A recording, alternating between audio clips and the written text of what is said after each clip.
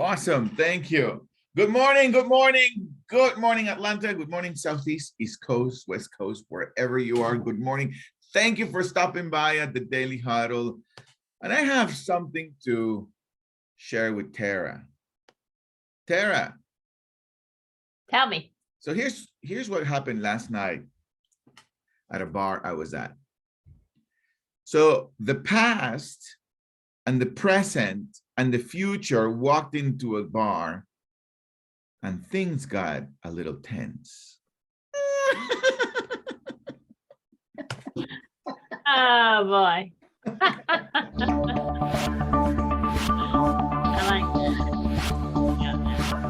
It's terrible. It's pretty terrible, but it was cute. Pretty terrible.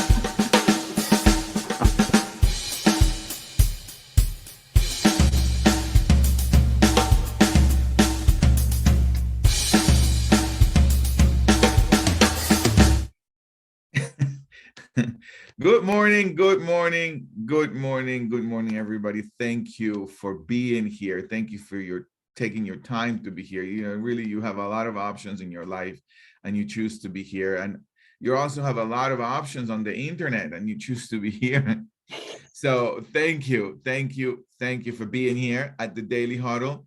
And before we get started with today's conversation, it's really one that really caught my attention. Today's question is, how does I-discipline impact your self-leadership? How does I-discipline impact your self-leadership? And Jane Bishop is going to unfold this conversation with us. But before we unfold this conversation, I want to get us all grounded in today's conversation. So let me see who wants to play today. Farid. Great to see you, Farid. Yeah, quick question for you, Farid. Where are you? And one thing you're grateful for? Well, I am here today. I am here on the Daily Huddle. And I am grateful to see another beautiful day today. Thank you, Farid. Thank you for being here and acknowledging today. Let me see, Tara. Thank you for being here, Tara. Tara, I have two questions for you. How are you? And one person you're going to hug today. I am the way I say I am.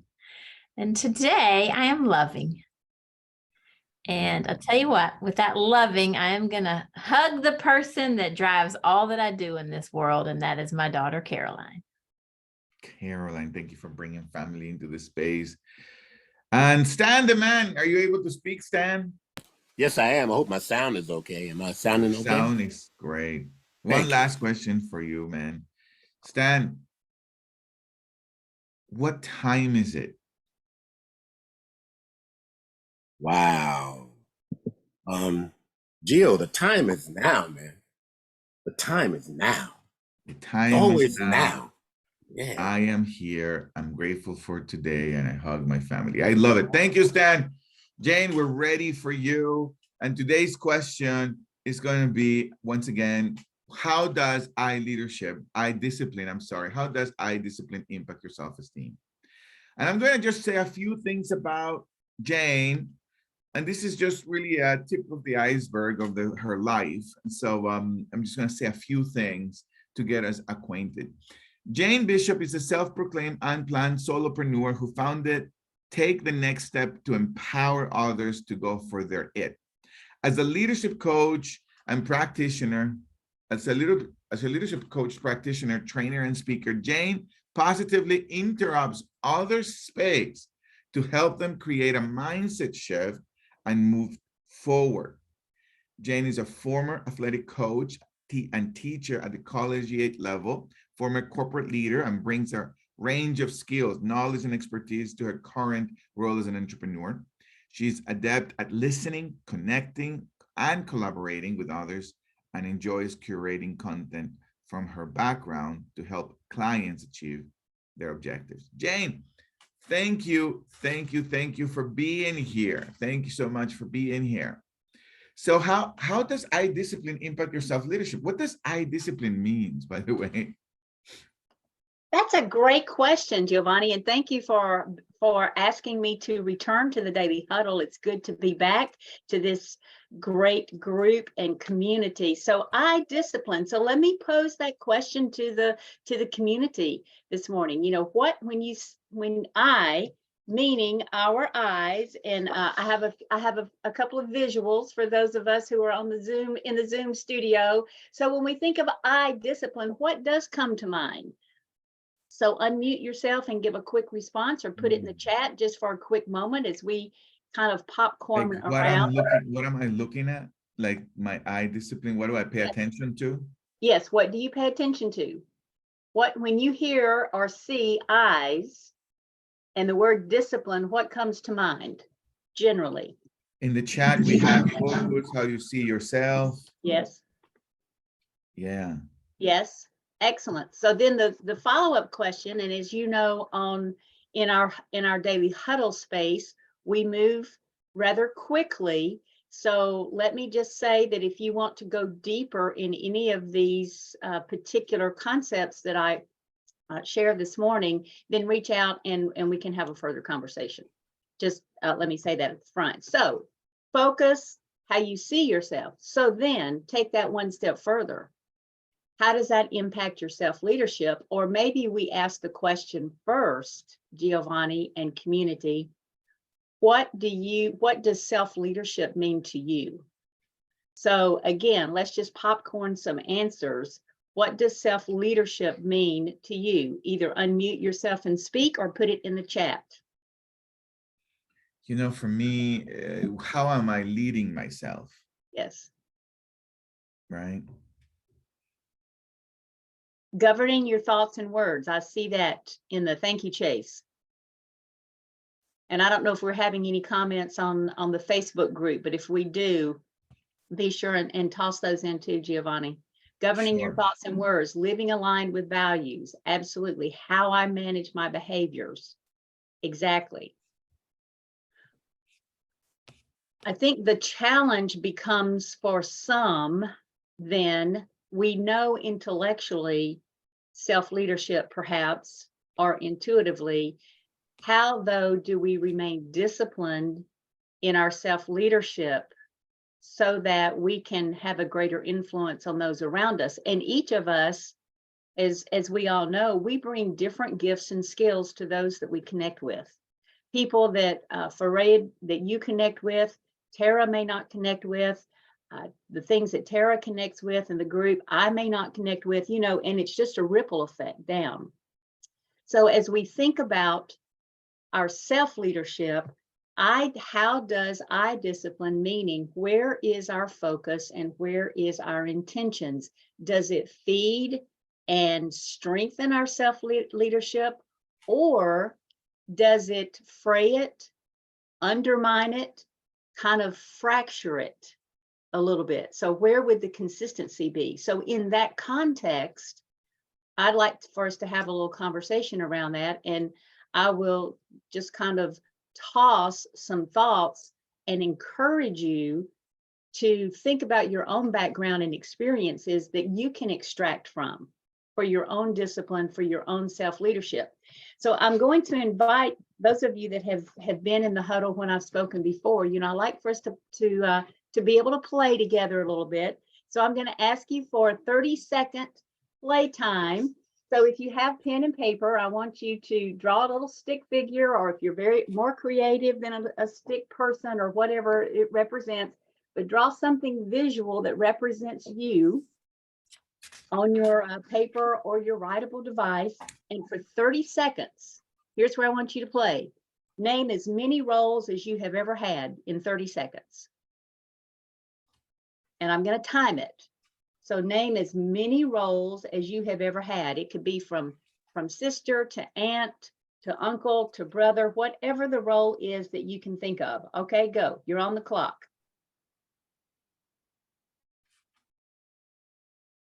And this is where, you know, if we were on Jeopardy, we would have some background music. Da, da, da, da, da, da, da, da, da, da, da, da, da, da, da, da. I love it. Da, da, da, da, da, da, Keep singing, Jane. I like that. da, da, da, da, da. da, da, and stop. Pins down, as they would say on Jeopardy. Now Thank take you. a look. Take a look at what you've written. Take a look at what you've written. What is common in what you have captured? What do you see as the commonality in what you have captured in every role you can think of? And They're maybe all in service. Oh, job, sorry. what, Tara? Job and service? They're all in service. All in service. Good. Mine, I saw a relationship. All has a relationship with Right. others. Okay, Mine too. good. So service, relationship. Anyone else have a different pattern to surface? Leadership. Leadership. Leadership, Impact, for sure. impact, Yeah. motivator. I see in our conversation on our chat.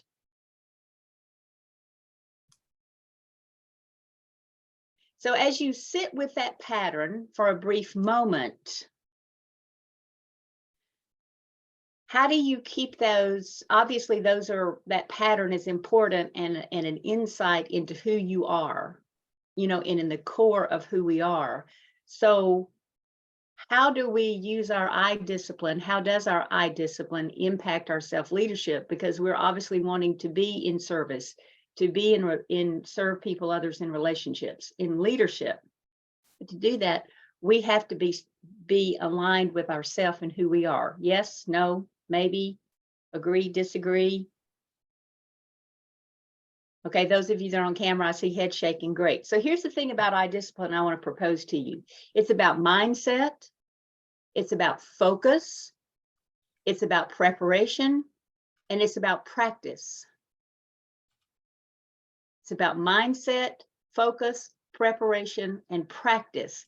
And it helps each of us stay aligned with the core of who we are. Now, if any of you are exercise people, even if you're not, the core of our body, our midsection, all of those muscles there, that is the core that supports every other aspect of our body physically.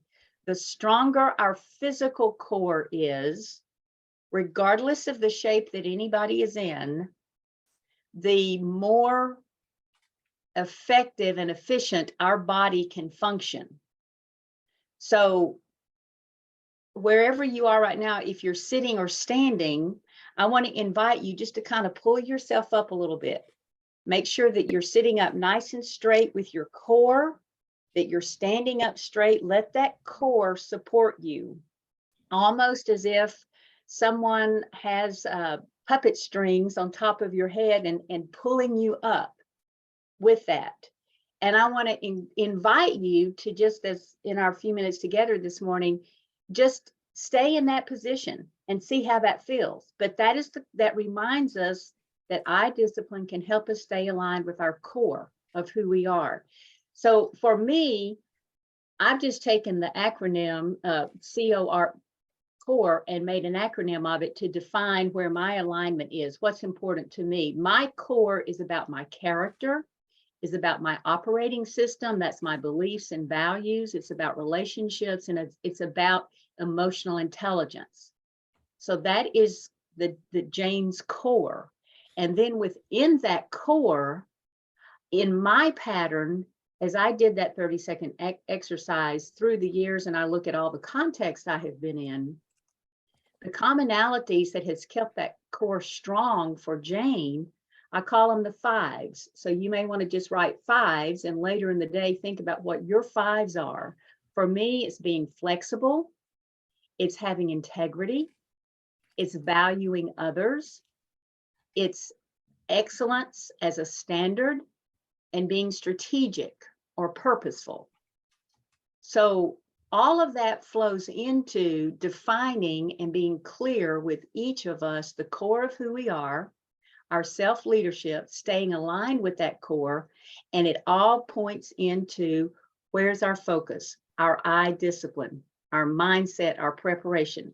So I'm going to toss out just very, very briefly 5 words. I'm going to give you a 2-sentence explanation on all 5 words, and then we will have a few minutes of discussion. just briefly. So as we hit the high spots, all right? These come from the basketball world, whether you're a basketball player or fan or whatever, I promise I will transfer them to a non-basketball application. So the first core essential or practice for strengthening your eye discipline, where your focus is built around the word block out. In basketball, if you are defending the goal, you are going to block out and make that a safe space around the goal, so that if your teammate does not make the basket, you have a better chance of getting the ball. Or if you're on defense, you have a better chance of getting the ball. So blocking out is protecting the space. So as self-leadership, how does eye discipline impact your self-leadership? So my question to you is, how effectively are you blocking out distractions? How effectively are you blocking out time and energy wasters? How effectively are you consistently not allowing yourselves to get derailed? And that will strengthen your core. The second word I want to toss out, and I know we're moving quickly, so Giovanni and I were talking about pickleball before we went on air, and how quickly, it moves and changes, and the scope of any game sometimes can move quickly. So that's what we're doing this morning. So that's why we're sitting up or standing up straight, so we can go with it. So the second word I wanted to offer as an essential is pivot. So when you practice pivot, it can help with your eye discipline. It can help your self-leadership. Now, I learned to pivot long before it became so popular during the COVID era. I've been pivoting for as long as I can remember. And there's a whole backstory to that, but you'll have to connect with me offline to get that story. But in basketball, pivot is used when you come to a point and you can't go any further. You have to stop and get and shift and adjust and adapt so that you can get a different perspective and release the ball to a teammate. It's used to alter and adjust and flex. However, in basketball pivot, both feet can't move. A pivot is one foot stays planted or grounded while you're moving around and using that flexibility and mobility with the other foot. So here's my question to you about eye discipline. So if pivoting related to eye discipline is about poise, perspective, position, and purpose, how well do you allow yourselves to pivot in your own self-leadership? And where is your focus for that?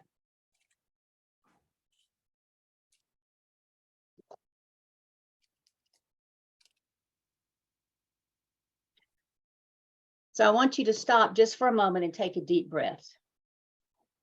Just simply breathe.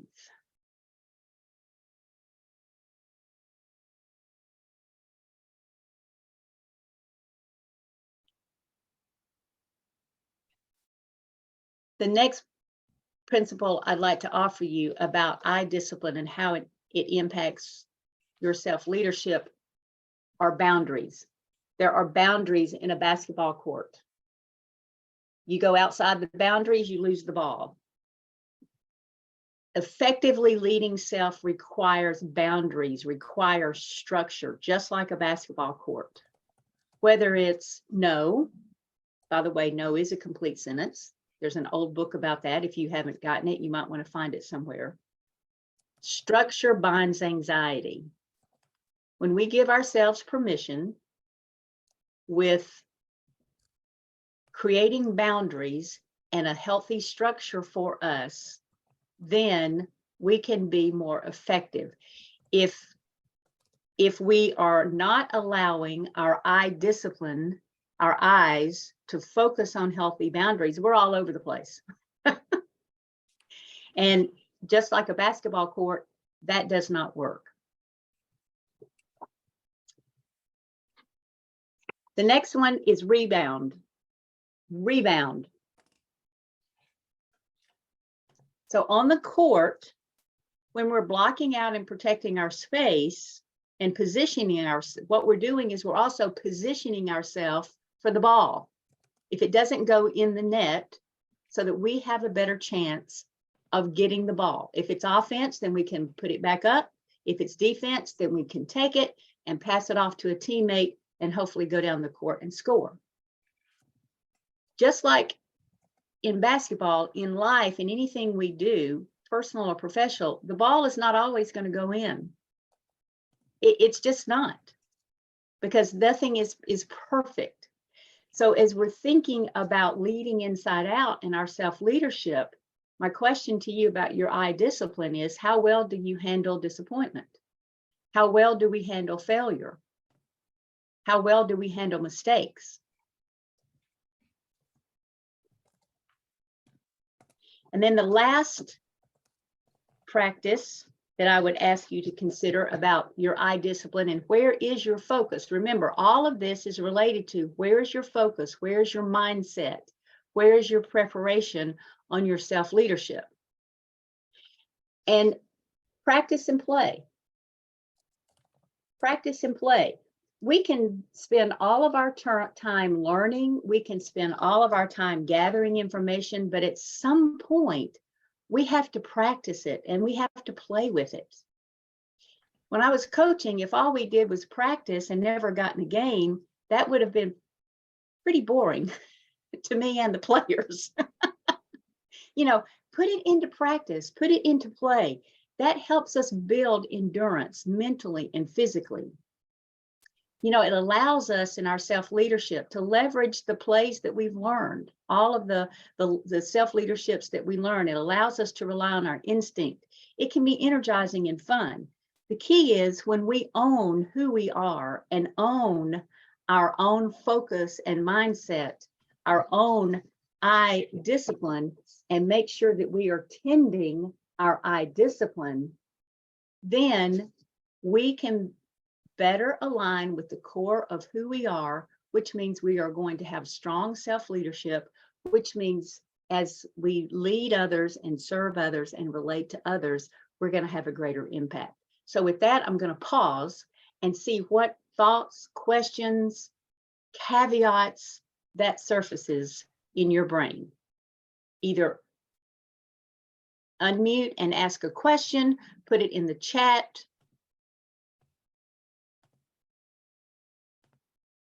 Are you just so overwhelmed you can't think at the moment? I tossed out a lot very quickly. I was looking at the frame which I was getting from the conversation. So there is this possibility for me to be disciplined in what I'm focused.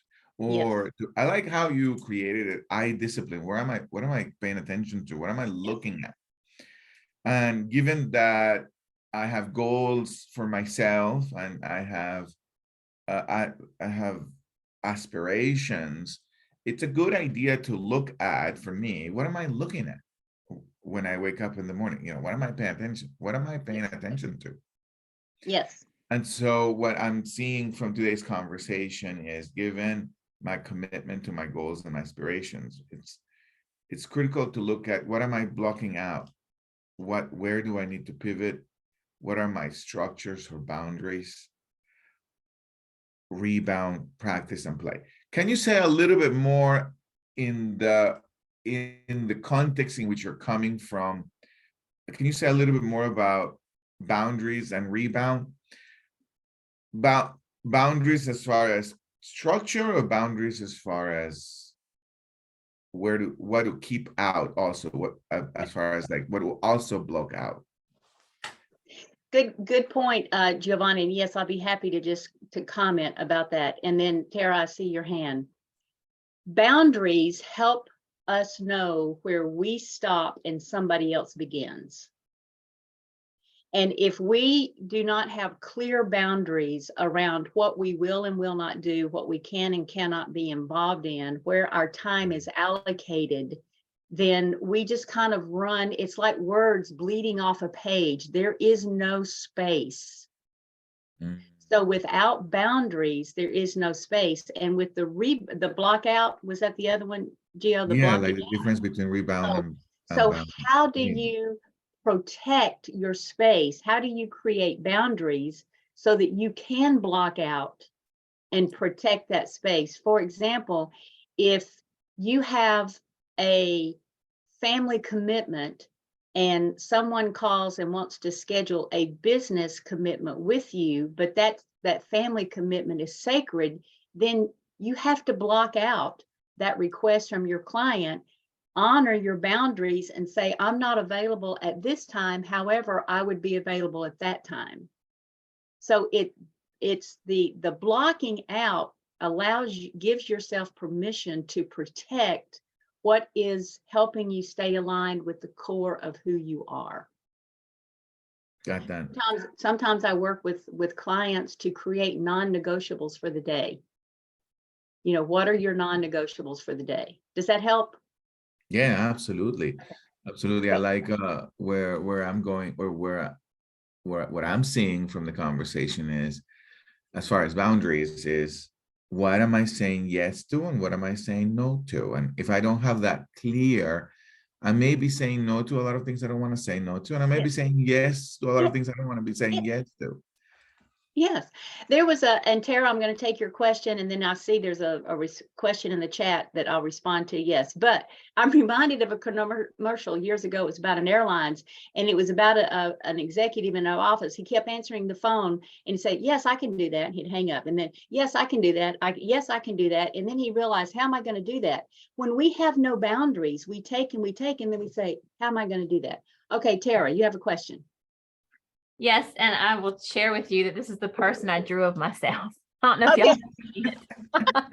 So it's kind of fitting with all your great guidance. My question actually is similar to Chase's, and I was intrigued by the core and the 5 things. Okay. And I'm trying to really understand how they coexist. Like I'm not really getting the difference between, like you mentioned, character and operating system versus being flexible and having integrity. So, okay.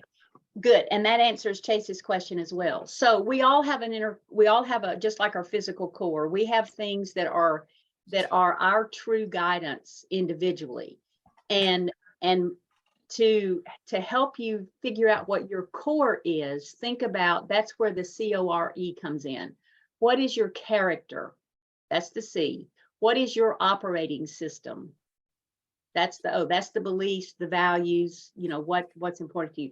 What relationships are you involved in? Are they all healthy and feeding you?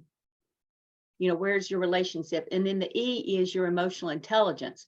So if you consider those elements to create your own core, then you can determine how to stay aligned with that. And I just took it one step further with the 5s to identify 5 things that are consistent in my life. And that's the flexible without compromise, integrity, I value others, excellence is my standard, and strategic or purposeful. And as I am focusing on those 5s, that keeps me true to who Jane is in terms of my character, my operating system, my relationships, and my emotional intelligence. So Tara, does that help you? And Chase, does that answer your question?